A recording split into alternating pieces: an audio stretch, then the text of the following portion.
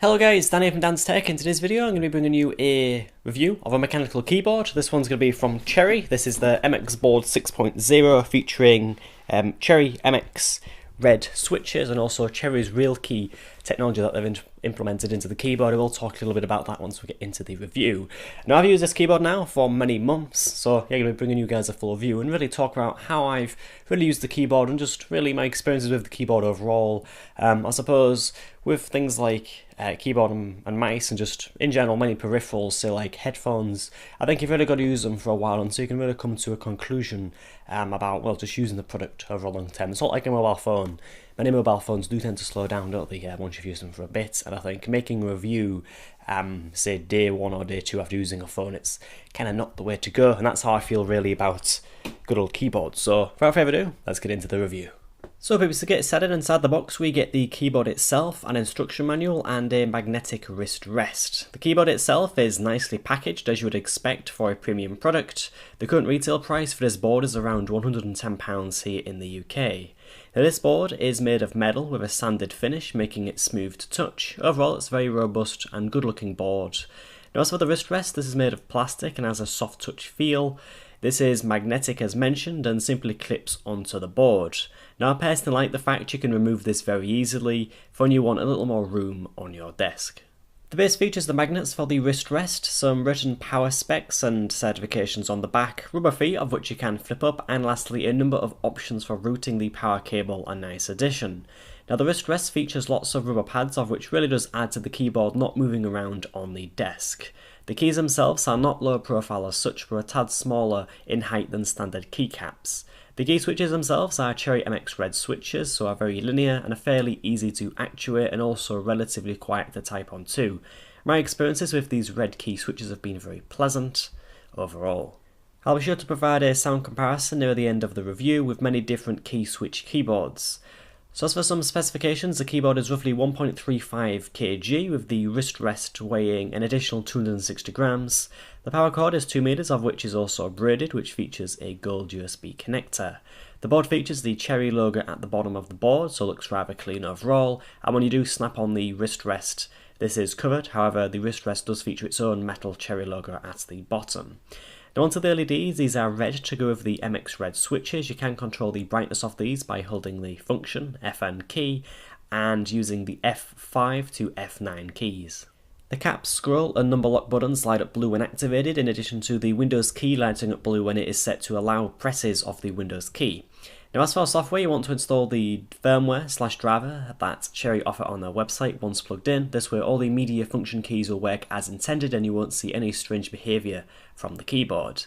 Now, as I'm situated in the UK and this is not exactly a UK layout keyboard, I also needed to change the keyboard layout settings within Windows to get some keys like the @ sign to function properly. Typing on this keyboard is very good and the solid construction does really add to a pleasant experience overall. Now, as for gaming, I really do like the fact I can change the volume in-game and can lock the Windows key by pressing the Cherry button at the top right of the board when I load into games. Now, using the board for first-person shooters is great and believe the MX red switches are probably the best in my opinion for gaming. Now, I have come from a Cherry MX brown switch keyboard, so I can say that pressing keys down is a tad easier on the red switches and just overall feels smoother without the tactile bump in place. I will say I do prefer Cherry MX browns for typing, although I've not tried MX blues or greens yet, as they are a lot less common than red and brown key switches. One thing I want to mention is something I brought up in my introduction. Many higher end keyboards, like mechanical keyboards, nearly all do feature a technology called N-key rollover. In short, this means all keys pressed will be detected regardless of how many keys are pressed at one single time.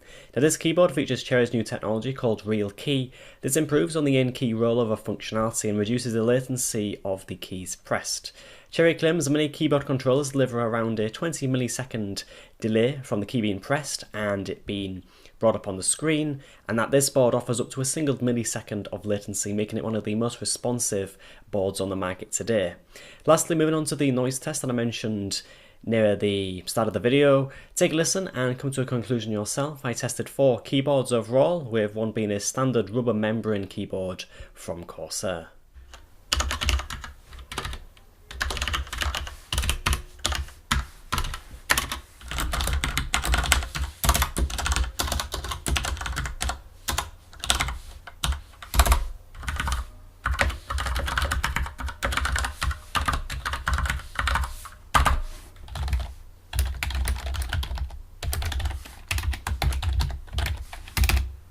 So peeps, to conclude on the Cherry MX Board 6.0, overall just a solid keyboard. I've really enjoyed using it over the few months that I've had it, and yeah, just really no complaints. For about £110 here in the UK, very solid keyboard. I do like the fact that it is made of metal, the wrist rest is brilliant, and the fact that that is magnetic is just fantastic. I mean, I remove it all the time.